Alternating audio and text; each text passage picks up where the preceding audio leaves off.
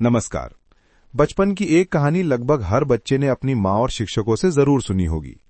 वो भी सिर्फ एक बार नहीं बल्कि बार बार। कहानी का शीर्षक होता था एकता की शक्ति। हाल ही के दिनों में ये कहानी अपने दो रूप लेकर सामने आई है, जिसमें एक तरफ एकता से फायदा दिखा है और दूसरी तरफ नुकसान। एकता की कहानी में ये कहा गया है कि एक अकेले तिनके को तोड़ना आसान होता है, पर तिनकों के गट्ठर या समूह को तोड़ना मुश्किल हो जाता है, और इसे ही कहते हैं कि एकता में शक्ति होती है। बिल्कुल सही बात है, एकता से फायदा। आज जब से रूस, चीन और भारत ने हाथ मिलाया है, ये कहानी प्रासंगिक या रेलिवेंट हो गई है, और सिर्फ 3 तिनकों को तोड़ने में सुपर पावर को पसीना आ रहा है। एकता की इसी कहानी का एक दूसरा पहलू भी है। मान लो कि एकता गलत लोगों के बीच हो जाती है, तो ऐसी स्थिति में भी उसे तोड़ना मुश्किल हो जाएगा। तब क्या होगा? चलिए इसके लिए चलते हैं वीडियो के दूसरे भाग में।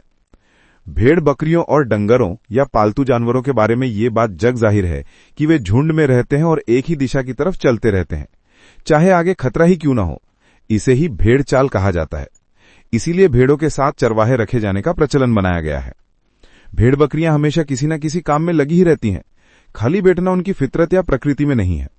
इनको कुछ न कुछ करते ही रहना होता है। खाली बैठना इन्हें समय की बर्बादी लगता है। मेष राशि का प्रतीक भी एक बकरा ही है। मेष राशि एक जुझारू राशि है। अब एक दिन भेड़ों के झुंड में किसी को पता चला कि पहाड़ की सबसे ऊंची चोटी पर बेर की झाड़ियां लहलहा रही हैं। बस तुरंत ही पूरा झुंड बिना कुछ सोचे समझे उस ओर कूच कर देता है।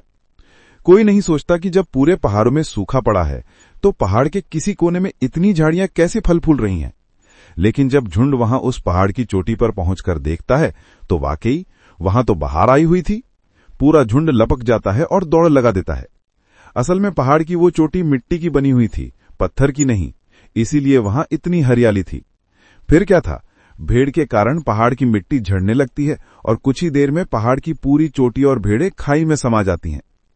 भेड़ों की गलती यहां बस इतनी थी कि वे ये नहीं समझ पाई कि जब पूरा पहाड़ सूखा हुआ है, तो वहां ही इतनी हरियाली क्यों है।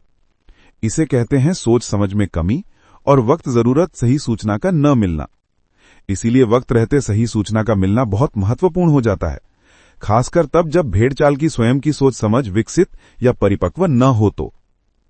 साथ ही सूचना या सोशल मीडिया का सही हाथों में होना भी बहुत जरूरी है, यदि एकता को अभिशाप बनने से बचाने की मंशा नेतृत्व में हो तो।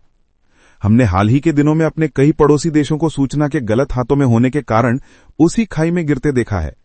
गलत चीज कभी खुशी नहीं दे सकती। जहां भी भेड़ें या जेनजी ज्यादा हों और चरवाहे कम हों, वहां ऐसी स्थिति भविष्य में भी बनती रहेगी। अभी के लिए बस इतना ही। वीडियो देखने के लिए धन्यवाद। शेयर, सब्सक्राइब भी करें। हर हर महादेव।